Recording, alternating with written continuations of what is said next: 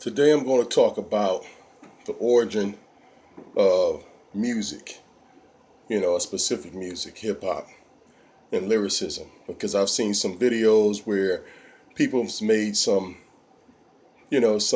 untruthful statements.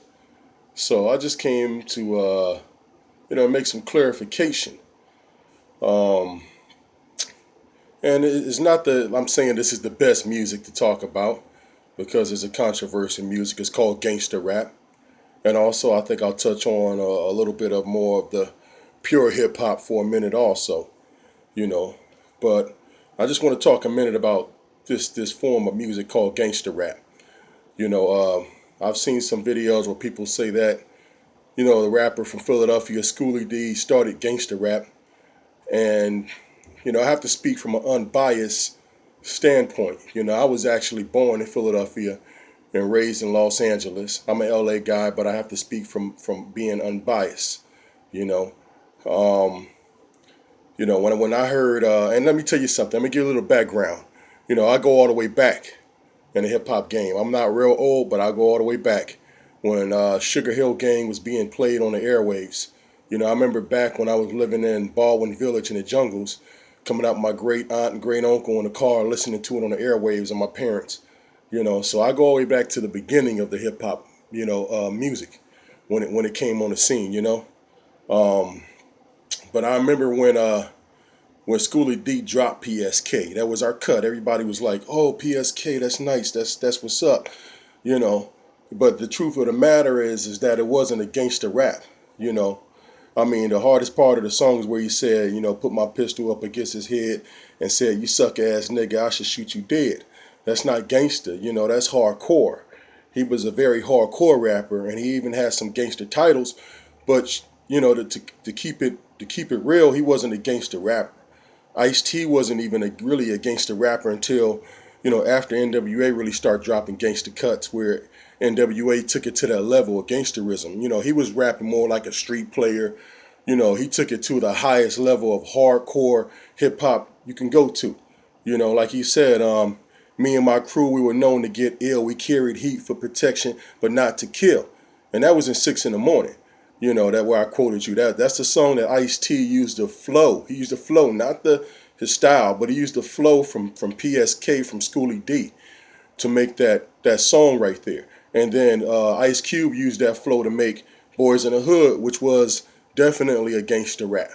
The real first gangster rap ever laid and ever put out to the public that sold. The real first one was Boys in the Hood by Ice Cube. And then when you talk about a real gangster track with everybody, different people on it, as far as a gang, you have to go to Gangsta. Where you got MC Ren as a cameo. He do his cameo appearance, and Ice Cube actually said, "This is a gang and I'm in it." My homie Dre and knock you out in a minute.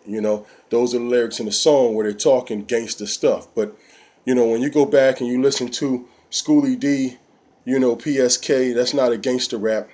And you listen, it's hardcore, but it's not even to the level of 6 in the morning, which is not a gangster rap. It's just 6 in the morning was an extreme hardcore rap.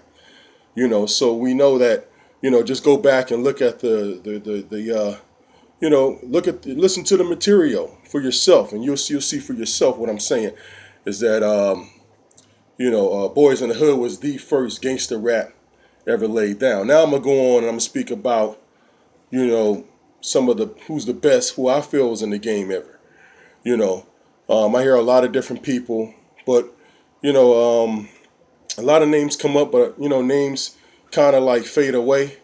But like I said, I've seen the game from here till now to 2016. And, I seen it go from just pure hip hop, we're having fun, hip hop, hippity hop, to where it went to where I classify this as a music called severe poetry. With severe poets like, Tupac. So I want to run that list down because I've lived through these eras. And I have to say, even at this here, this guy he's very innovative. I got to give it to O'Shea. His first two albums.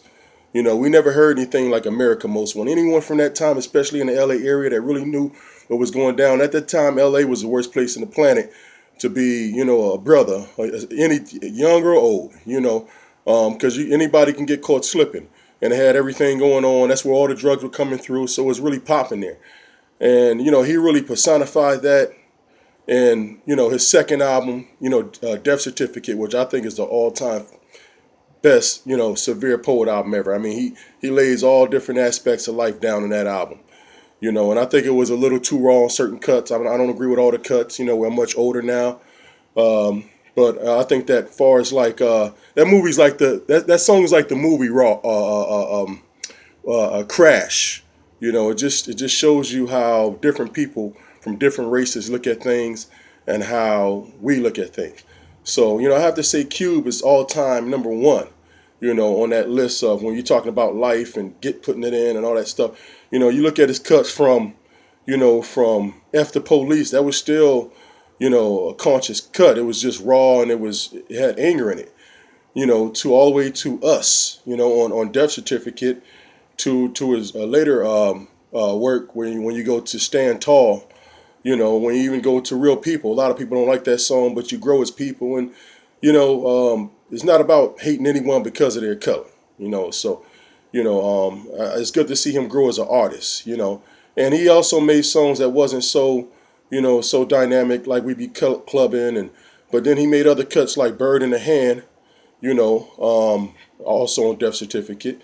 The Death Certificate album was more of a stable album. It didn't have mixed messages, and it really spoke to you easy. A lot of good punchline, a lot of good music. The production in it was right on point. Everything was right on point. His voice, everything. So then after that, I go to Tupac, and I say Tupac second behind Cube because he's come from Cube. He took a lot of his material from Cube.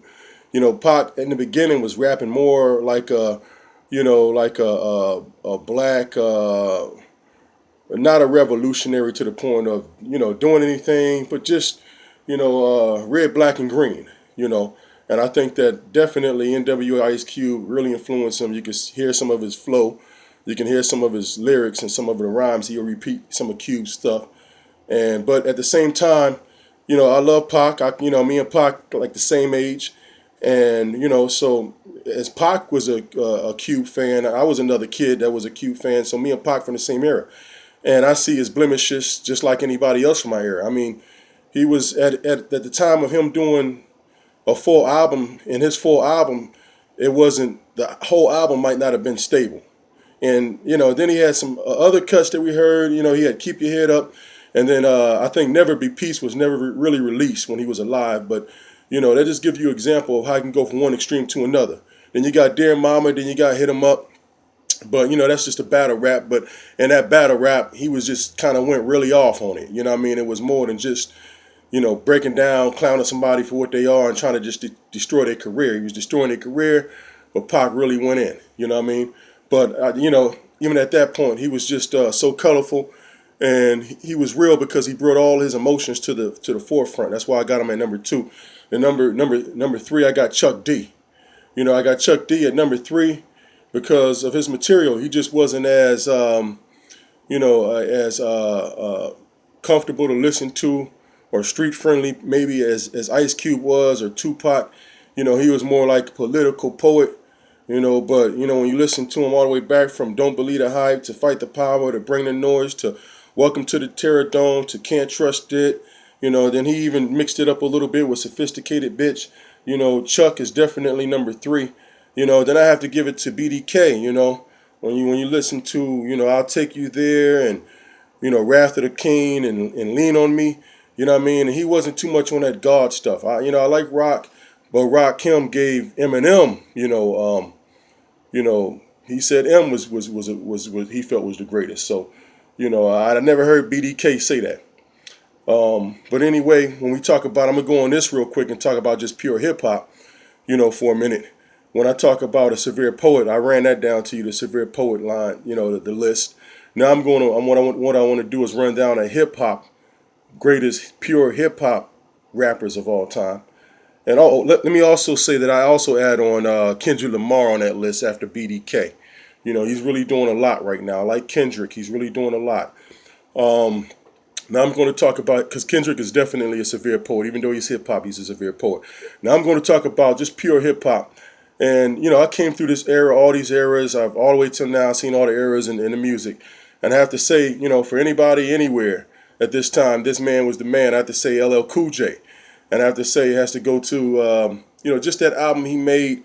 You know, a lot of people didn't like it afterwards. They was putting it down, but when it was out, everybody had it. It was bigger and deafer, and he just had West Coast production, East Coast, and all that, and he, you know, it just had everything that you wanted on an album for a hip hop artist. You know, it had stories, it had you know, straight up hard lyrics. You know, lyrically, you know, it had love ballads, even though that love song was written by Bobcat. You know, L already put that type of work in before on his first album on radio with "I Want You" and I Can Give You More." You know, and even though I felt like Kumo D edged him out in being articulate and in his attack more than L was, you know, I felt like Jack the Ripper is still a timeless cut. You know, and it's more timeless. It don't sound as dated as Kumo's albums. You know, it's still a timeless cut. And I just feel overall, you know, when it comes to pure hip hop, you know, what he did for the game, he really put rap on the map. You know, Beastie Boys and Run DMC did it, but LL really did it, and he showed a variety of different sounds and skill. You know, then I have to say, you know, after him, I have to go with BDK. You know, you listen to, you know, Raw, Warm It Up, Kane, no half stepping. You know, let's go on. You know, then I got to go to Andre 3000. You know, from the Southern Player album to Speaker Box. You know, he just been putting it down for years. You know, then I have to go to Nas. You know, because his poetic flow. Then I have to go to Jay-Z and Eminem. You know, basically on the same plateau. You know, because what they've done in the game. You know. And I just wanted to share that with everyone. You know, tell me what you think in the comment.